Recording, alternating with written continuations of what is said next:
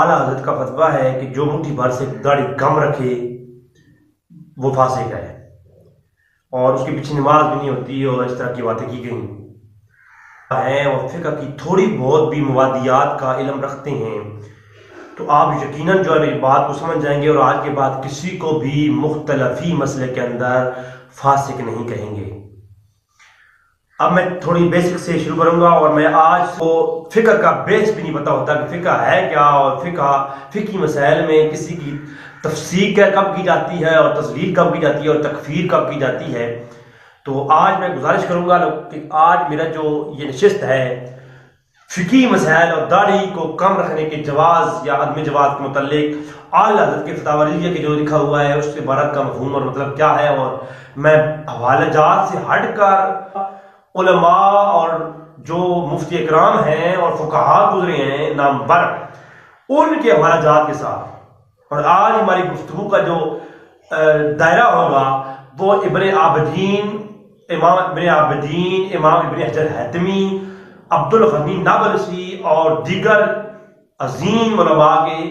جو ہے فتاویٰ کی روشنی میں ہوگا۔ شروع کرتا ہوں اپنی بات کو، تھوڑی سی بیسک پہلے سمجھ لیں۔ جب چاروں مذاہب کے نزدیک کوئی چیز حرام ہو تو اسے کہتے ہیں اجماعی حرام۔ اجماع یہ نہیں ہوتا کہ ایک مسجد کے 10 مولوی یا ایک مدرسے کے 10 مولویوں نے کہہ دیا کہ جناب داڑھی کو کم رکھنا فسق ہے اور اس پر اجماع ہو گیا، نہیں۔ میں پہلی بات یہ ہے کہ جب فقہاء کے نزدیک اور ائمہ اربعہ کے نزدیک، امام شافعی، امام احمد بن حنبل اور امام مالک رحمہ اللہ اور امام ابو حنیفہ رحمۃ اللہ علیہ کے نزدیک، چاروں مذہب کے نزدیک جو چیز حرام ہو اسے اجماعی حرام کہا جاتا ہے، اور اس کا ارتکاب کرنے والے کی تذلیل بھی کی جاتی ہے اور علماء کے حکم کے مطابق اس کی تکفیر بھی کی جاتی ہے۔ لیکن جب کوئی مسئلہ چاروں ائمہ کے نزدیک اجماعی طور پر حرام نہ ہو، اس کی عدم جواز کی دلیل چاروں ائمہ کے نزدیک ایک جیسی نہ ہو، تو اس کی پھر تکفیر نہیں کر سکتے، پھر وہ مسئلہ مختلف ہی ہوگا۔ اور مسئلہ مختلف ہی میں جو قانون ہے فقہاء کا وہ یہ ہے کہ باب افتاء اور قضاء میں قاضی کے اعتقاد کو دیکھا جاتا ہے، باب افتاء اور قضاء میں، باب تکفیر اور تذلیل میں جو قاضی ہے اس کا عقیدہ دیکھا جاتا ہے، اعتقاد قاضی کا دیکھا جاتا ہے، اور باب تفسیق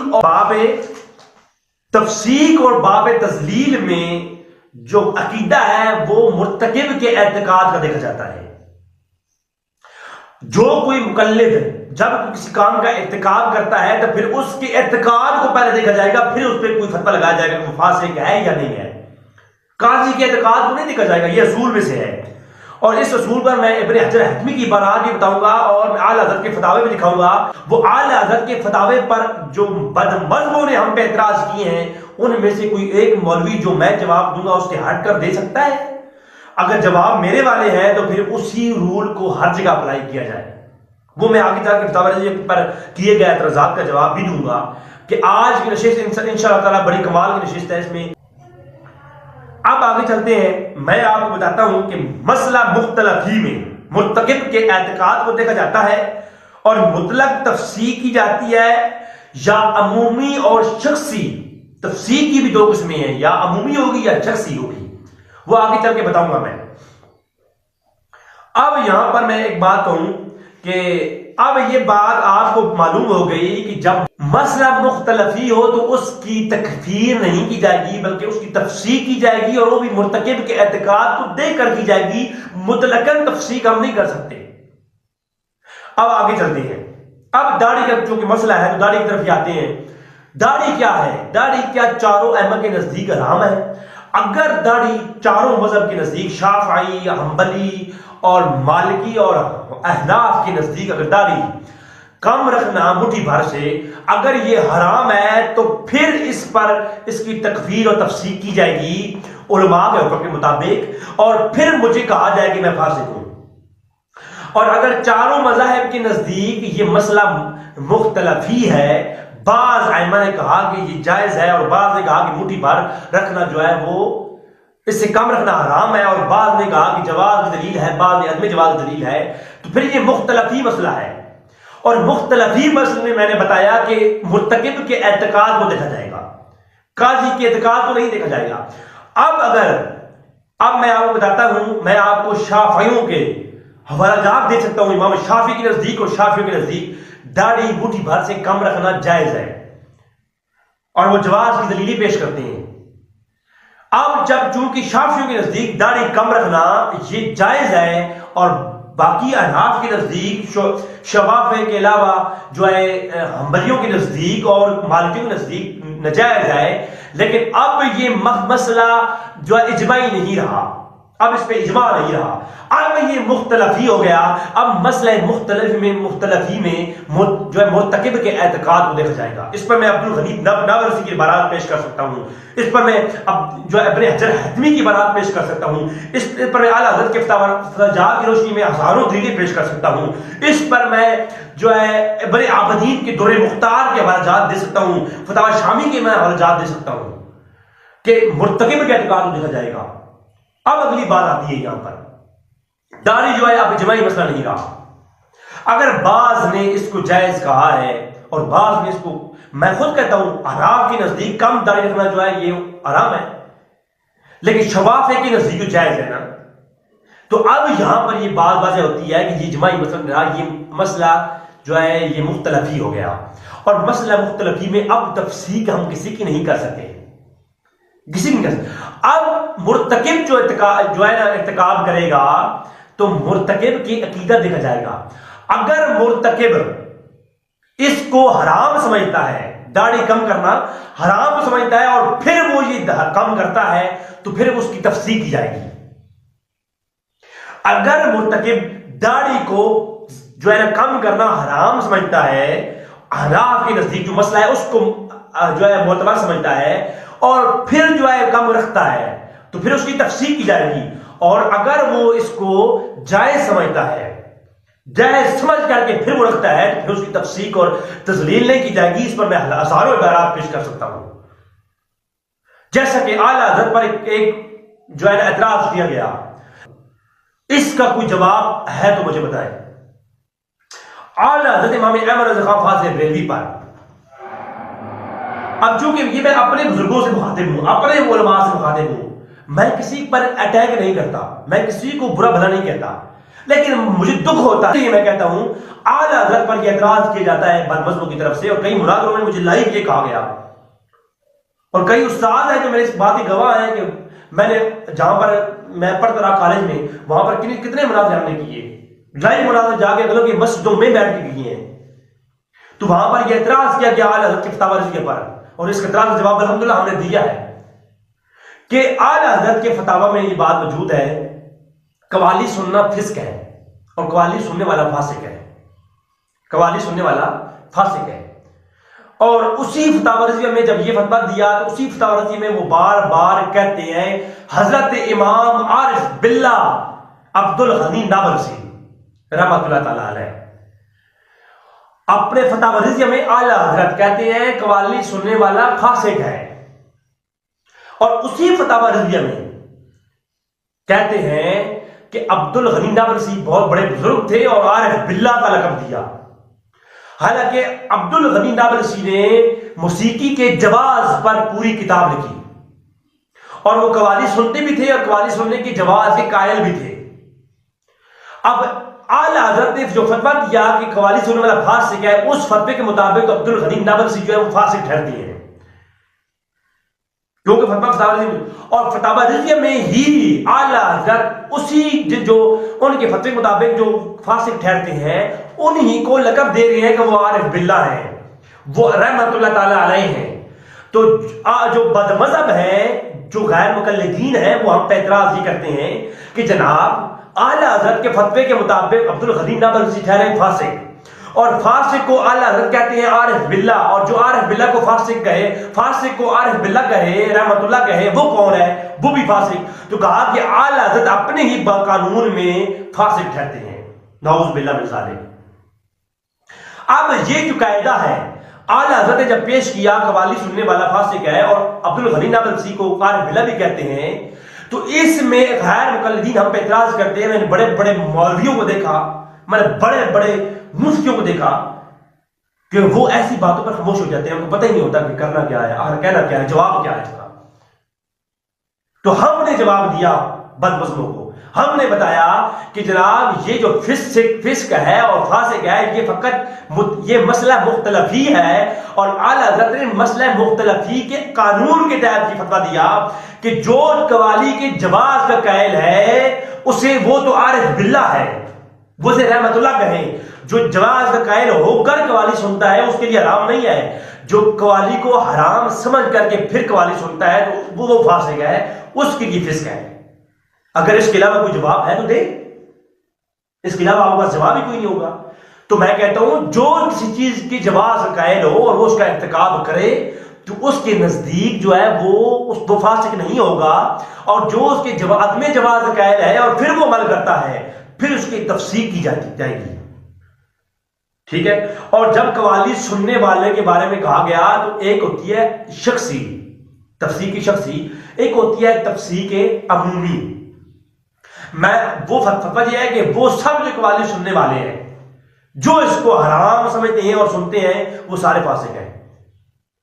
اور اگر عبد الغنی نابلسی کا نام لے کر کہتے ہیں کہ عبد الغنی نابلسی جو ہے وہ قوالی سنتا ہے اور فاسق ہے، اور پھر اس کو عارف باللہ کہتے تو پھر اعلیٰ حضرت کا فتویٰ یہ لوٹ آتا، لیکن اب نہیں لوٹے گا۔ کیوں؟ یہ عمومی، یہ شخصی تفسیق نہیں کی گئی ہے، عمومی کی گئی ہے۔ اب بات سمجھائیے نا۔ تو داڑھی کے جو اس جواز کی قائل ہے کہ کم داڑھی رکھنا، میں نے پہلے اس پہ کلام کیا کہ جتنی بھی احادیث شریف موجود ہے، میں نے 48 حدیث شریف نکالی ہے اس داڑھی کے مسئلے پر، ان میں کوئی ایک حدیث بھی ایسی نہیں جس کو ہم لے کر یہ کہہ سکیں کہ داڑھی کا مٹھی بھر داڑھی رکھنا یہ واجب ہے۔ بہرحال اس مسئلے میں اس طرف نہیں آتا، یہ بات میں اس میں آؤں گا انشاءاللہ تعالیٰ۔ وہ غیر جو ہے نا سنت مؤکدہ بنتی ہے، زیادہ سے زیادہ آپ کچھ کر لے لو، تو داڑھی کا جو وجود ہے، داڑھی کا وجود ہونا واجب ہے۔ یہ ہم بھی قائل ہیں، اس کے شوافی بھی قائل ہے، اناف بھی قائل ہے کہ داڑھی کا وجود ہونا واجب ہے، جو دور سے نظر آئے۔ اس سے آگے داڑھی رکھنا، اس پر اختلاف ہے، یہ مختلفی مسئلہ ہے، لہذا اگر کوئی کم رکھتا ہے تو اس کی تفسیق نہیں کی جائے گی، اس کو فاسق نہیں کہا جائے گا اور اس کی تکفیر نہیں کی جائے گی۔ ہاں اگر کوئی اس کے حرام کا قائل ہے، عدم جواز کا قائل ہے، اور حرام سمجھ کر کے حرام سمجھتا ہے اور پھر وہ کم رکھتا ہے تو پھر اس کی تفسیق کی جائے گی۔ اگر ایسے ہر کسی کو آپ فاسق کہیں گے تو ہر مختلفی مسئلہ تو ہر کسی میں ہے، ہزاروں ایسے مختلفی مسئلے ہیں جو آج کے علماء میں ہیں، تو اگر ایسا کرے تو ہر کوئی ایک دوسرے کے مطابق فاسق ہو جائے گا، تو کائنات میں سارے فاسق ہو جائیں گے، باقی بچے گا کوئی نہیں۔ لہذا اس پر جو ہے وہ ہمیں دیکھنا چاہیے۔ اب پھر وہ مجھے کہا گیا جناب حدیث شریف میں داڑھی کے متعلق متواتر حدیث موجود ہے، خبریں متواتر مانوی یہ قطعیت کا فائدہ دیتی ہے، میں اس کو تسلیم کرتا ہوں کہ خبریں متواتر مانوی قطعیت کا فائدہ دیتی ہے، لیکن یہ قطعی ثبوت ہے، میں مانتا ہوں۔ لیکن اگلی بات مجھے بتائیں، کیا ہمیشہ جو خبریں متواتر ہوتی ہے متواتر مانوی، وہ اس کی دلالت جو ہے ہمیشہ قطعی ہوتی ہے؟ قرآن کی ساری آیات قطعی ثبوت ہیں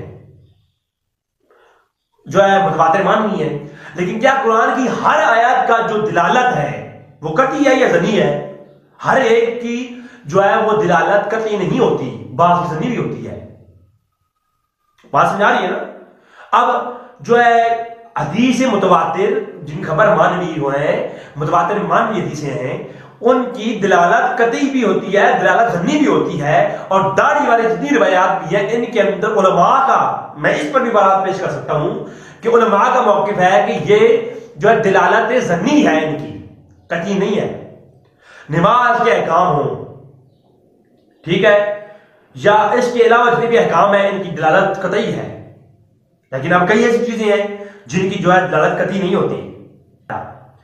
اعلیٰ حضرت تبرسی میں لکھا کہ امام ابو حنیفہ کے نزدیک دیہات کا جو جمعہ ہے، دیہاتوں میں جو جمعہ ہوتا ہے یہ ناجائز ہے، وہ کسی گاؤں میں جا کے ادا کرے، دیہات کے جمعے کو ناجائز کہا، جبکہ اور ساتھ میں یہ بھی لکھ دیا کہ منع نہ کرو، اگر کوئی دیہات میں جمعہ کرتا ہے پڑھتا ہے تو اس کو منع نہ کرو۔ کیوں؟ حالت امام کا قول کچھ اور ہے، لیکن اس لیے کہ جو اس کو جواز کا قائل ہو کر ادا کرے گا اس کو جمعہ ہو جائے گا، اور جو عدم جواز کا قائل ہے اور وہ پھر ادا کرتا ہے تو اس کی تفصیل کی جائے گی، ٹھیک ہے۔ اور کوئی جواز یا عدم جواز کا قائل ہو مسئلہ مختلفی میں، تو اس کی تفصیل نہ کی جائے تو بہتر ہے، اور کی جائے تو یہ فرض کفایہ ہے۔ یہ کیا ہے؟ منع کرنا فرض کفایہ ہے۔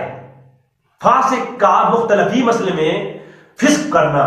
اس پر منع کرنا، یہ فرض کفایہ ہے۔ جو لوگ اس بات کا کہتے ہیں، میں نے دیکھا گروپ میں کئی لوگ کہہ رہے تھے، تو میں ان کو یہ کہہ رہا ہوں، جمعہ کے خطبہ کے اندر بلند آواز دعا کرنا امام ابو حنیفہ کے نزدیک ناجائز ہے، مگر اعلیٰ حضرت کہتے ہیں اگر کوئی کرے گا تو ہم انکار نہیں کریں گے۔ یہ کیوں بھائی؟ امام ابو حنیفہ کے نزدیک ناجائز ہے، اعلیٰ حضرت کہتے ہیں انکار نہیں کریں گے، کیوں؟ اس لیے کہ اعلیٰ حضرت اس قانون کے فالوور ہیں اور یہ بات جانتے ہیں کہ جب مقلدین کے مختلف ہی مسئلوں میں تفصیل نہیں کی جائے گی، انکار نہیں کیا جائے گا، انکار نہیں کیا جائے گا۔ اگر مقلدین کے مختلف ہی مسئلوں میں اگر وہ کوئی حرام سمجھ کر کے ارتکاب کرتا ہے مرتکب، تو پھر اس کی تفصیل فرض کفایہ ہے، انکار فرض کفایہ ہے، اور تفصیل علماء کے قول مطابق ہوگی، کیونکہ لا تفصیل بالاجتہادیات، اس قانون کے تحت جو ہے اس کی تفصیل جو ہوگی وہ جو ہے علماء کے قول کے مطابق کی جائے گی، اور اس کا انکار کرنا فرض کفایہ ہے۔ اور پھر ایک جہلانہ سوال کیا گیا، وہ یہ کہ